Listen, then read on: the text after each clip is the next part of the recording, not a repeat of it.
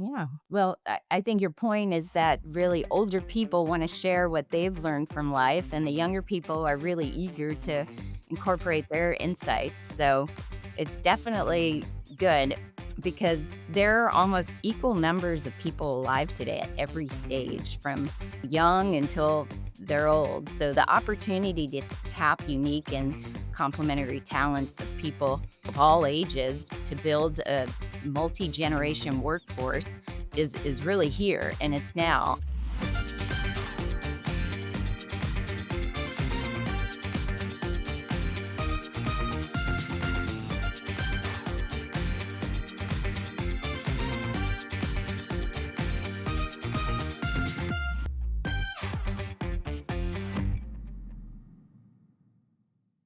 I'm Denise Chaffin, and I am your podcast host for Talking TA. And today I have with me Meredith Leitch.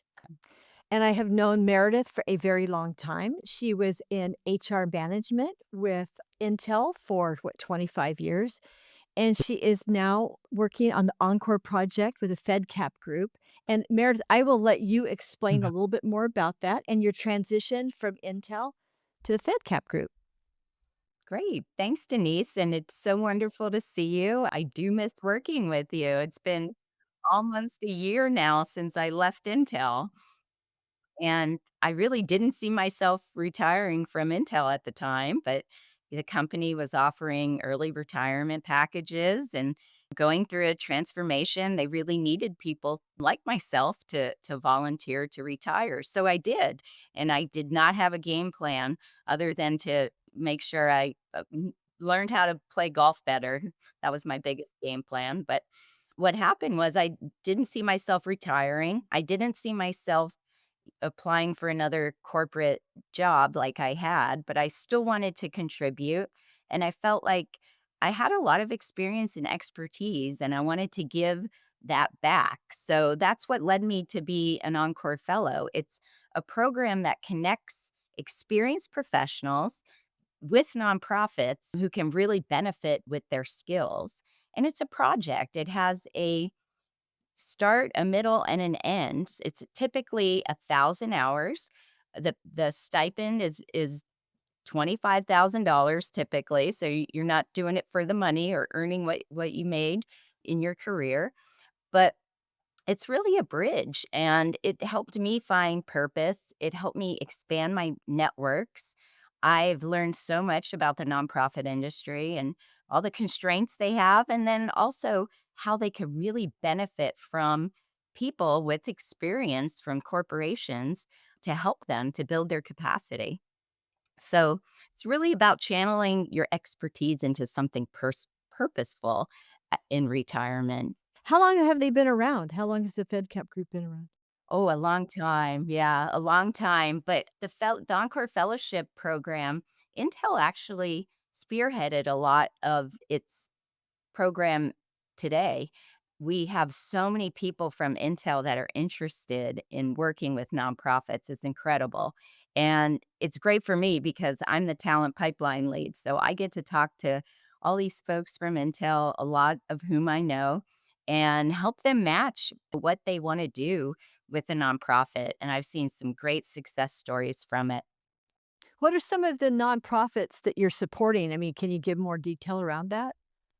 Sure. I mean, it could be anything from a crisis center where someone with a financial background created a program for this crisis center for the victims to help them get financial security back that they might have lost as a victim of domestic abuse or sex trafficking, etc. I've seen technical people that know artificial intelligence and engineering and help, innovate some, technical nonprofit organizations and lots of marketing skills, fundraising. So really you could use your corporate experience and the transferable skills to a nonprofit. It's just incredible. And it's not for everyone because it's not a job. You really need to have a lot of tolerance for ambiguity. A lot of times they're resource constraint financially, and you're not being managed. You're more like a kind of a contractor. But The Fedcap handles all the administration, the pay, the program. They support the Encore Fellows. So for corporations, I think it's a great way to bring um, experience back into the workforce for a project or something needed. Oh, yeah, definitely. We're seeing an expansion right now, I think, in every industry that we're associated with, even the high tech industries, right? I mean, where you have people who are talking about retirement. There's a good friend of mine who retired from Medtronic a number of years ago. And he was retired for maybe a year and then wanted to get back to working again because he said, he goes, I don't play golf. He said, and I've traveled the world. So now I need something meaningful. He said, it's time to do something meaningful. So I hear that more and more. There are posts that we see on LinkedIn all the time about people who are trying to kind of rediscover themselves on the in the second half of their career. Even if they have positions that they're still in, they're kind of looking ahead at what can I do? How can I channel my skills to do something useful and helpful for my community or for society, that type of thing. So it sounds like this is a great segue to that. Yeah, and since I'm a avid golf player, I kinda see careers a lot like a round of golf. If you take the front 9, right, it's about power and momentum and learning how to read the green, and And for me, that distance. yeah, and distance, power, yep. For me, that meant almost 3 decades in HR leadership at high-tech companies and where you climb the ladder, you travel the world, you chase milestones, and of course, make sure that you're saving for retirement. But just like in golf, the back nine should feel different and you should have a little bit more intention, I think, and more strategy. And honestly, I enjoy it more because I feel warmed up, I feel confident, and I'm not swinging just for distance anymore. I'm choosing my clubs more carefully, playing with wisdom, intention, and for me, that makes this stage of the game even more rewarding. Definitely. I think my favorite club was my putter. Let me Oh, play. you could get good at your putter, you're gold. Yeah, that's where the money is, Denise. I wanted to tell you about another thing that I'm doing because again, you can do multiple things and try different things. My my friends bought a franchise called Seniors Helping Seniors, and what they want me to do, and I have been doing for several months, is hiring capable seniors to go to other less capable seniors' homes and provide a little bit of help around the house, companionship, maybe walking the dog, taking them to appointments, non nursing care. So I get to talk to people all day long that are similar to me. They've had a career, they want to do something meaningful, they want to give back. They usually have a personal story about someone they cared for, a family member or parent. And what's neat about that is most of us that are working for the franchise are 50 plus, 60 plus.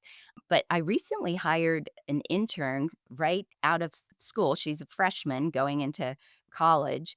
And what's neat about that is you could really see the benefits of cogeneration experience. She helps with all the technology. She's very good at being innovative and making our recruiting processes more efficient. And yet she's learning from me how to interview and how to learn about labor laws. And it's just wonderful to see people that are experienced and people that are new to the workplace really merge together. Oh, I agree. In fact, yeah, my admin, she is a Gen Z, and I'm learning a lot from her. And I mean, just on the technology side, there's just so much that they have just picked up so quickly that they can share with us and educate us on. And at the same time, yes, I use my long-term expertise in this business. I'm in this business now 37 years. I can share with her some of the I don't know, just maybe some of the challenges that I ran into early in my career, and I'm hoping that she doesn't bump into the same roadblocks. and keeping an open mind, keeping all pathways open, trying to not have tunnel vision. The one thing I've noticed about some of the younger generations is there's a little bit of tunnel vision going on because they kind of like think that they have a direction and but they're kind of a little bit closed off to other opportunities that might be coming to them in the meantime. So we had a conversation last week about it. There was an opportunity for her to interview for a position or possibly even submit to for an interview for a position, but she was a little bit closed off to it. And I told her, I said, "Hey, I know on your way to your goal, other opportunities are going to jump on your path. Don't be closed off to them." So, I mean, we do share back and forth what we each know that we can, like you had made a comment earlier. We have co-generations now working together, right? We can work and we can work together. And I did see the movie The Intern with Robert De Niro. I think it's Anne Hathaway, right? Who plays, yeah. And one of the things that came up in that movie that and I had to write it down because I thought it was really, really good, was that musicians don't retire. They stop when they don't have any more music left in them. And it's funny because I thought, well, I don't know if a musician that's ever run out of music. So between golf and music, I mean, if you think about it, really, we can keep going on. We can keep expanding ourselves, like you're saying, and do different things. I've even thought about, hey, maybe I want to become a Spanish teacher at a high school at some point in time. Who knows? We'll see what happens. But when we're talking about also making transitions, having kind of I think some organizations to help us to kind of redirect. And we talk about a lot with talent acquisition right now, reskilling ourselves. It's never too late to reskill ourselves. We can actually work with organizations like the Fedcap Group. There's the other one that I had mentioned to you earlier called Open Water that I've joined. And I think that oftentimes too, just the collaboration, maybe that's what I'm looking for, the collaboration between a new organization and people coming in with the skills that you're talking about and being able to share and being able to collaborate with each other and go into new directions is huge. It's amazing. We talk about ageism. Let's talk about ageism for a minute because this is coming up more and more and more because as we have so many baby boomers who are retiring now or who are going leaving companies because we have had companies that have laid off a lot of their staff. I know a friend of mine, in fact, she was just laid off recently from Kimberly Clark, and now she is working as a court advocate, volunteer court advocate in Arkansas, above all places. So, I mean, there's so many different directions that we can all take. So, let's talk about that a minute. How has the Fedcap group kind of helped to open up doors that you didn't expect to see? Yeah. Well, I think your point is that really older people want to share what they've learned from life, and the younger people are really eager to incorporate their insights. So it's definitely good. FedCap Group has another program called Co-Generate, and it's another opportunity where they bring older and younger people together to solve problems because there are almost equal numbers of people alive today at every stage, from young until they're old. So the opportunity to tap unique and complementary talents of people of all ages to build a multi-generation workforce is really here and it's now. And companies can really benefit from looking at, hey, do we should support Encore Fellowships. It's a small investment and the program is managed by the Fedcap Group, so it makes it easy on the corporation. And they're getting talent at a lower market rate than what they would normally pay for. And they don't need a long term commitment because it's 1,000 hours and it's a project.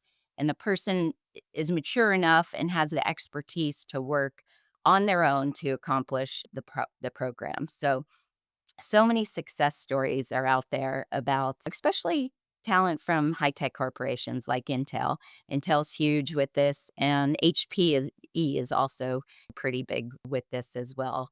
Most Yeah, most of the people I'm talking to have retired from either one of those companies.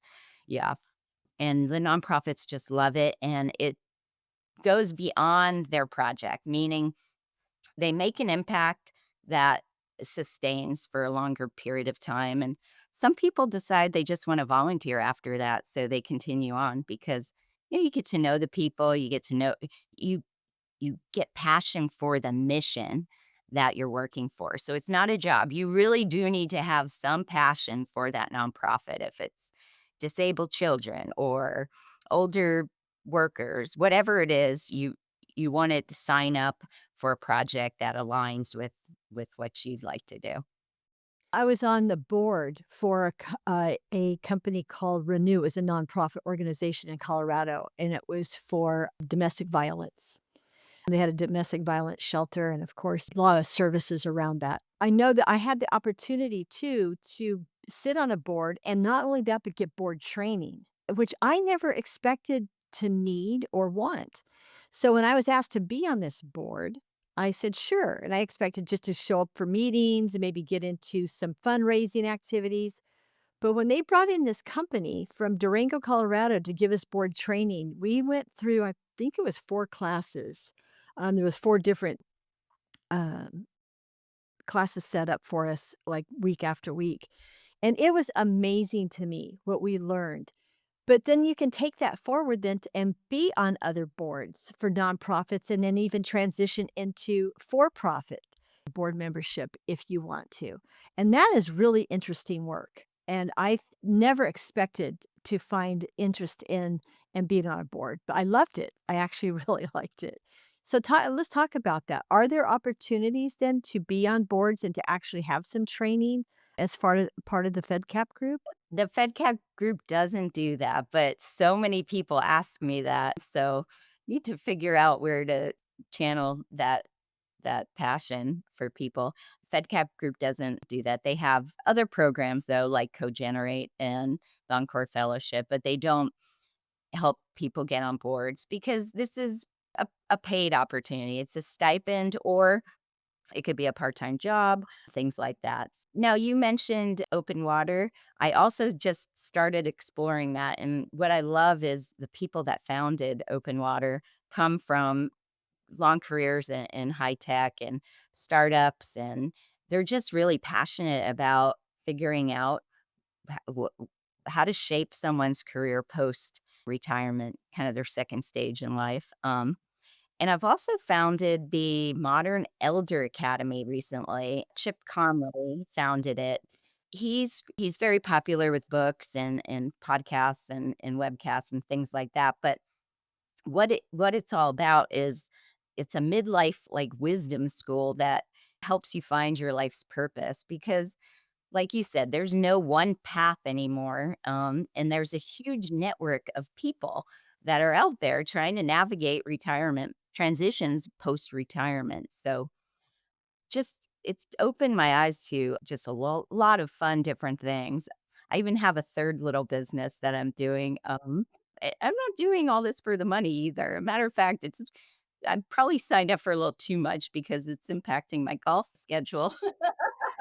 But yeah, Myers-Briggs type indicator, it's been a personality assessment that's been used in the workplace for 70 plus years. And there's quite a lot of interest again in that because a leader having self awareness of their preferences and how they lead and also how they manage people and do they know the people's styles that they manage is it's very powerful to have some understanding of personality types in the workplace. Myers-Briggs Type Indicator, MBTI. Mhm. Type indicator. Yeah, it's been around for a long time. Extroversion, introversion, sensing and intuiting, thinking and feeling, and judging and perceiving. So it's you do your own self-assessment to determine your type, but it just creates huge self-awareness about utilizing your strengths. Really, that's what it's about. It's about what are your strengths and how do you use them? And then what are some maybe blind spots that you might have, or how can you adjust your type in certain situations? Um, yeah. So maybe we can do that together. I'll show I you. would love to. I would love to. Now, tell me what you're doing actually though for Myers-Briggs. So you need to have a certification to facilitate it, but I get the report for the person or the team. It's more fun to do it in a team environment so everyone gets to kind of have the same language and learn about each other. But get the report and then I do the facilitation of how to use the report. Do you think something just popped into my head about this? Do you think that we'll see more corporations leaning in this direction, especially now that we have so much conversation around reskilling and upskilling, especially in our industry? Right? That's interesting question. I hope it wouldn't be a criteria to use to hire someone, but certainly, yeah, I mean, people need to collaborate in the workplace and personalities are very complex, right? So just as a leader, I think having an awareness how to flex their styles with different people is powerful and can really help high performing teams.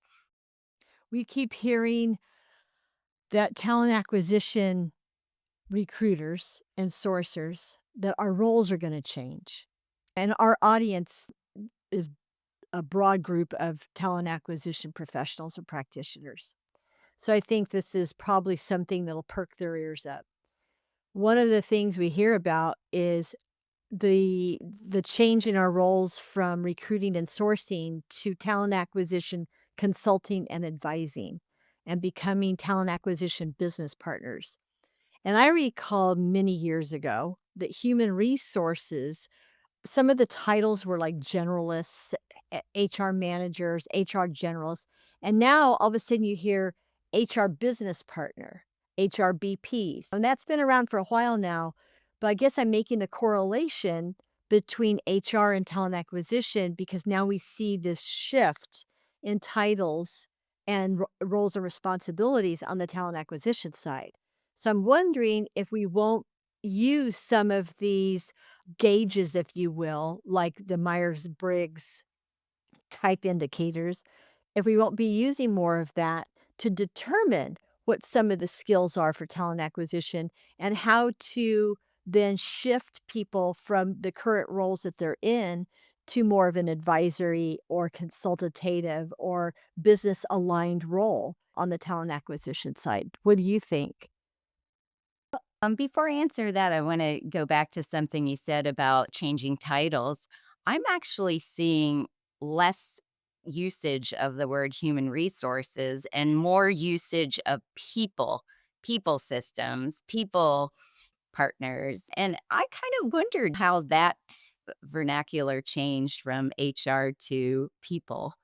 Yeah, but going back to kind of your comment about using understanding type maybe in the hiring process. I think there are some foundational hard skills that people need to have, but the skills like especially that AI doesn't bring about resiliency, adaptability, manage going through change, a lot of that is from people that have been in the workforce for a while and they've learned to go through that. And it makes me think that we talk a little bit about ageism. Hiring someone with experience is a good thing, and also new people in the workforce is a good thing.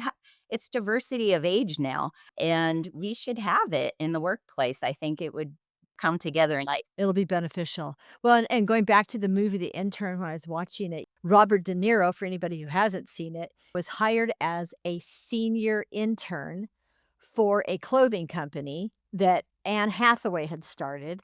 And so they had brought in a couple of these senior interns to help out. He really performed an incredible service to her company as somebody who had retired, wanted to go back to work. But what he brought to the table to help her talk about resiliency, patience, listening skills, being able to help people. Like, I love the part about the briefcase. This guy this young guy loved his briefcase, and it was some old 1970s briefcase that he brought to work, and the guy wound up going on eBay and buying one that looked just like it. So, I mean, there was just this natural transition, people wanting to kind of have this retro look on briefcases, but just everything that he did, all of the help that he gave the people there and it wasn't just the CEO that he was helping. He helped everybody. And I thought, you know what? Why don't we have more senior intern programs? We talk about bringing interns in from colleges. We bring in young people who have no experience at all. They have only their education to learn the ropes and to have intern roles. But why not start and bring that what happened in that movie to reality for all of the rest of us, hiring seniors for roles that we need where we need some help and we need some counseling and we need the expertise and like you said resiliency that the older generations bring. Yeah, and maybe they'll be fine working for an hourly wage for on a part-time basis because that's people are living longer, they're living healthier lives, and it's just sad to see all that experience and talent.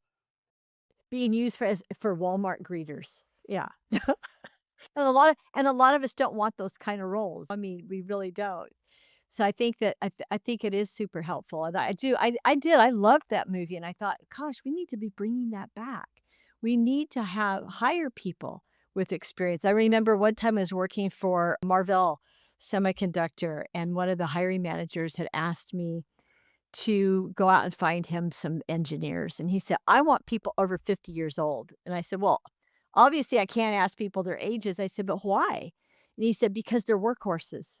He said, "They don't have a lot of the distractions and interruptions that people who are raising families have, having to leave work early for soccer games or ballet lessons or taking the kids to the orthodontist or whatever." He said, "They're workhorses. They have the time to devote to really hard projects without a lot of disruption and a lot of distraction." He said, "So that's what I was looking for." So I found people who were very senior for him. I couldn't ask their age, of course, because it's against the law. But at the same time, he was happy with the people that he hired for the roles because they were going to be really intensive projects that he needed some strong focus on. Yeah.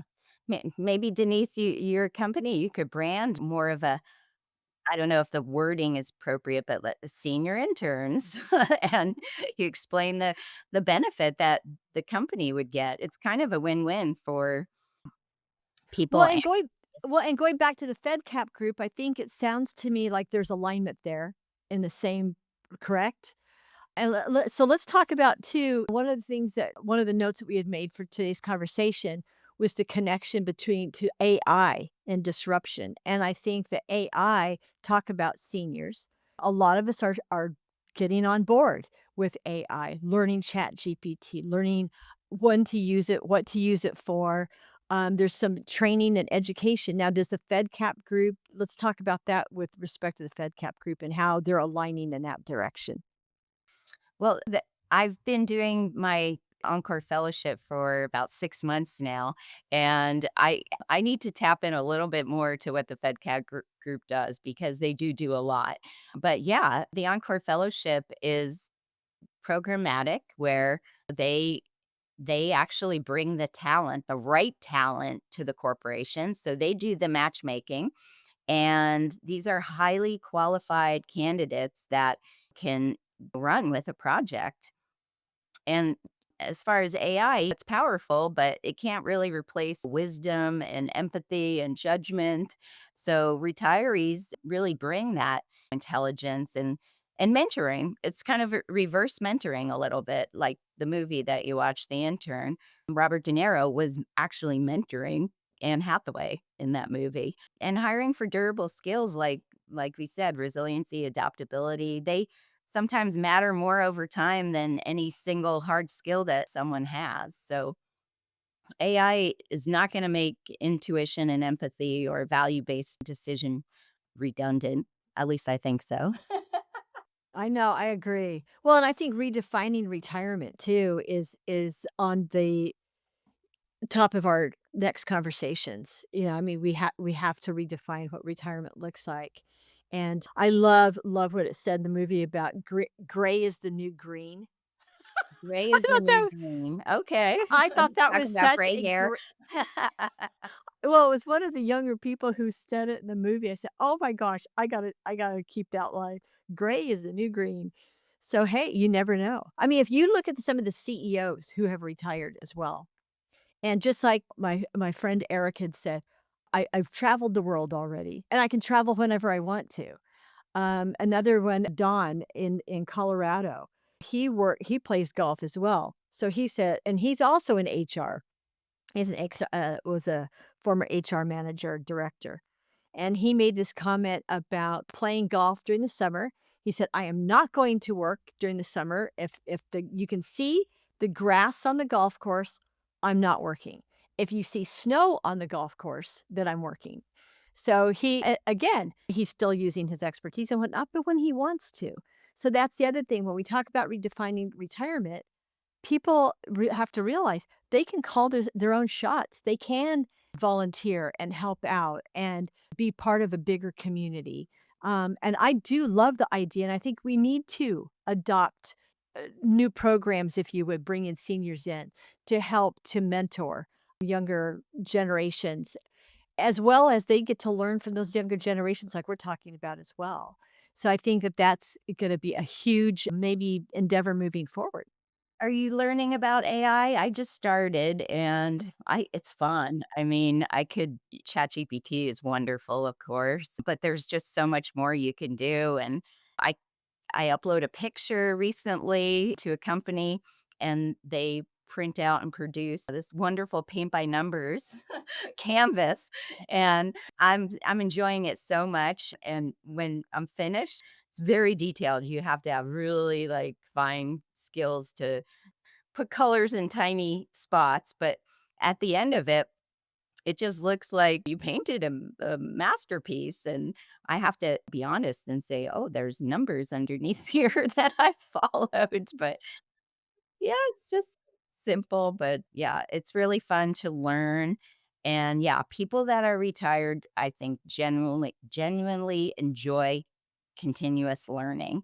So, finding I mean, I'm sure it's out there how to upskill your everything. It's out there available. You know, you talk about too the bridging of retirement back to into the community and back into the workforce. I think that there are so many different bridges that we can cross over. And one of them is on the AI side, is training and learning. Now, I know with LinkedIn, with my particular LinkedIn account, and I don't know if everybody has this, but they have the LinkedIn Learning. And I've noticed that they have some new courses. So I have to give LinkedIn credit for providing courses. I think some of them you have to pay for, which I don't think that they charge that much, but others are free to learn some of the different nuances with AI, which platforms to use, which platforms do what, because each one provides something just a little bit different. The one thing that I'm learning about AI though is it's a tool. It is not a decision maker.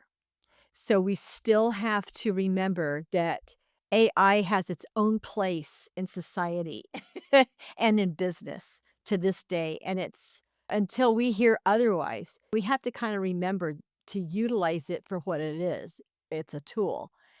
But to learn that tool, it's an expansive tool. It's almost like when we learned the internet, learned how to use the internet. Of course, we were all learning it at the same time back then. And I do think there's cycles in all technology. It was fun, but we were all learning it together, kind of like we're all learning AI together right now. It was an amazing process. Everybody was kind of on on the same page, helping each other. We were learning it together, and there was no age barrier at the time. So I see the same thing now. So when we talk about ageism and we talk about bringing people back into the workforce from retirement, we're all still learning how to utilize and how to work with AI at the same speed, really, regardless of age, regardless of our demographics. So I think that this is a really great time to go back and say, hey, what worked for us back when we were learning how to utilize the internet? What worked for us back then? And what can we take from that little era 30 years ago and bring to today to be able to help us then to bridge again the gap between ages, between seniority, expertise, because this is still a learning curve for all of us, regardless. Right. Yeah. The job that I have that I'm hiring seniors, I often can't even get them to go on a Zoom call. I have to talk to them via the phone, and I explain. I say, "Oh, there's a Zoom app on your phone." Some of them don't even have computers. But it's just interesting, and you can still operate a business without some technology. You really can. Oh, that's so true. That's Mhm. so yeah, you don't need AI to run a business. I love that. No, and you don't. But at the same time, for those who wanna stay technically connected, there are just so many ways to learn it, and I think maybe that's one of the bridges that we need to develop, or one of the programs that we need to develop then too, for seniors who want to stay connected, are some of those learning avenues, if you would, for just simple computer technology, education, AI education, learning how to use Zoom, not being afraid of the computer. The computer is actually here to help us. And technology is here to help us, really. Yeah. So, what are your thoughts in talent acquisition space about people making decisions of who to hire via a platform like this, Zoom or Teams, where you're on a video call with someone? I mean, most companies are doing that, right? And they're making decisions without having that physical connection and seeing the person and sitting with them, right? 2 thoughts on that. I think video conferencing is a great way to do interviews. It saves a lot of money. I think it saves time. It used to be that we would bring people in for on-site interviews, especially if you were interviewing. For example, I've got a client right now in Idaho, and we have candidates who are interviewing via video conferencing. It's saving the company a lot of time and money. However, once you get to the place where you have a finalist candidate, you still need to pay for their airfare up to the new location that you want them to work, because I see a problem there. If you don't, you're missing the boat then on hiring some good talent, and the reason I say that is because when you people are still people. They wanna see where they're gonna live. They wanna see where they're gonna work. They wanna meet the hiring team in person and the HR manager that they're gonna be working with for onboarding. They want to see those people and meet them in person. Otherwise, you run a huge risk of that candidate not accepting your offer if you don't take the time to bring them up, and invest in bringing them up to where it is they're gonna be working. So, I think that we still have to be very cognizant of that.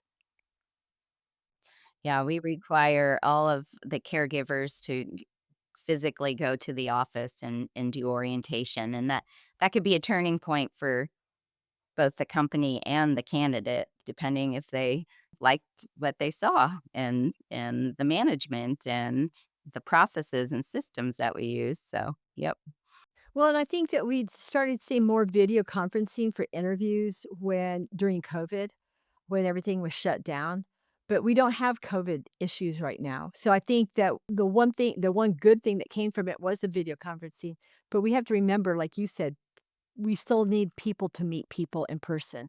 You still need that in-person experience and connection in order to have, I think, a happy collaborative team of people working for you. Don't you believe? That was one of my decision factors about retiring from Intel was I was working remotely for 5 years at my in my house. I missed the interaction with people, and I know Intel's bringing people back into the office, but yeah, it was a long period of working remotely, and you're missing that interaction.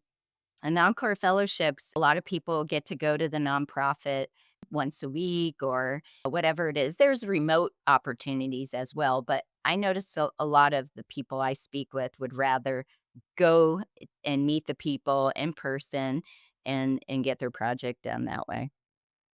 Oh, definitely. Definitely. I love that. And I've noticed too, I've attended some conferences, and conferences are becoming a better, I guess, way to for people to meet each other. One person made a comment to me at a conference last year. She said, "I love coming to conferences. It's the new water cooler.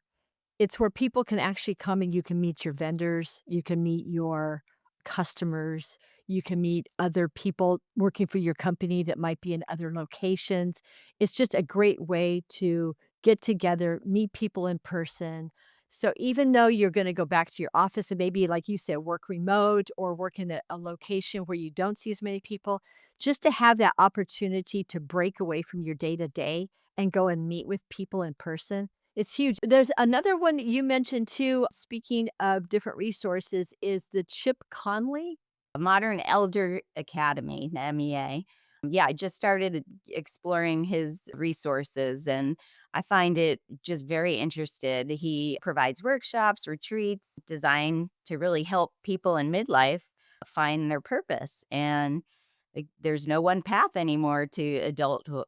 And there's a lot of people out there trying to navigate their transition after they retire. So, yeah, I've thought about maybe looking into one of those workshops or at least listening. He has a podcast series as well and some books, but so many resources out there for people. There are. One thing I've noticed, and it's making me a little sad, people are posting a lot of sad stories on LinkedIn. There are a lot of people who are looking for work, and not just in our space, just in general. And we have a big shift in the market right now. And I think one area that we need to focus on is encouragement.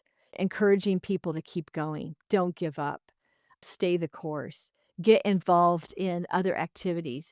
I remember years ago, I was looking for work. This was back in 2007, 2008 timeframe when we had the big real estate bust, and it was a big disruptor for work at the time. What I wound up doing was I started doing volunteer work. Like, you were talking about that, and I did do some volunteer work. I would I would spend, like, maybe an hour a day connecting with people, connecting with my network, trying to keep myself relevant in my own industry. Yet at the same time, I did some part-time work for this stock brokerage firm, and I didn't like the work, honestly, but I loved the guy that I was working for. The guy who ran the company was just he was an older gentleman, and he was just the nicest, nicest guy to work for. So we had a good time. I had a good time working for him for a while until things picked it back up. But what I had to do was I had to, like, really kinda walk away sometimes from the entire job search experience or from getting too involved in spending too many hours trying to find a job or connect or worry about who was ghosting me and who's not ghosting me type of thing. Of course, we didn't have as much ghosting back then as we do now. But at the same time, I think we have to be super careful and take care of ourselves. Something is going to come up. Opportunities are going to happen.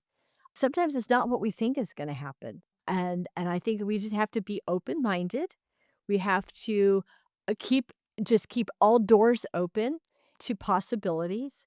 And sometimes just stepping away, doing a volunteer job, getting involved, yeah, with some of these other, yeah, fellowships is a great way just to kind of break the monotony of job search because I think that people are getting a little depressed and I think it's affecting them mentally and I think it could affect their chances too when they do finally get an interview. It could affect their chances on landing that really great job that they're looking for. So if you get away and you do something different and you kind of branch out and you're getting involved in these fellowships or volunteer work, that type of thing, it helps to occupy some of your time to where you it kind of gives you that the more positive mindset around the whole job search and what's going on in our industry because it's been a tough couple of years for people.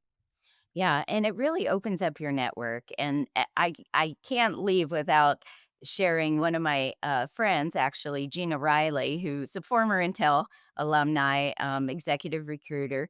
She wrote a book, and it's just coming out, and she shares the book with people. She does webcasts. She's doing one for the Intel alumni coming up, but it's called "Qualified is Isn't Enough or Is Not Enough," and she talks really about, helping you transition from, you can't just have a list of skill sets that you have on your resume, but really, bringing out the person that you are into the job search and really, you know, being strategic about your job search.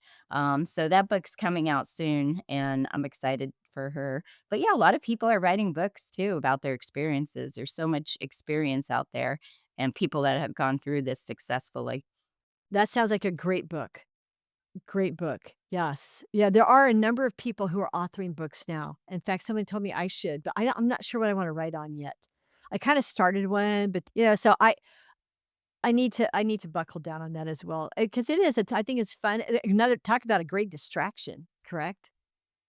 Or maybe even some how-to books maybe that we can share with people, just like something short and sweet and that we can just share with Because people. you It's not have all even this industry experience and knowledge and you wanna share it. That's purposeful. It That's is. Oh, purpose. I love that. So I think that we can end on a good note. We can encourage other people, find new purpose in our careers, outside of our careers. Reconnecting, I think, with people is huge. But branching off into these other avenues that you've done, I think it's great what you've done, Meredith. I love your story. I think yeah, it's thank fabulous. you. And look at us, we reconnected because of it, right? We did, definitely. Well, and that's one of the things when I started this podcast a couple years ago, it was to branch out. It was to create a new network for me because things were kind of slowing down a little bit. I thought I need to do something different. So Heath had said, "Hey, let's do a podcast." I said, "All right." Here we are. Over 2 years later, we're still doing it. And I love it. I love the people that I meet. I love the stories that I get to hear. It's fabulous. So Aw, well, thank you for having me. Thank you for inviting. thank you for coming on. And I love that we're reconnected. All right, Denise. Go out Thanks, there and Meredith. learn golf, okay?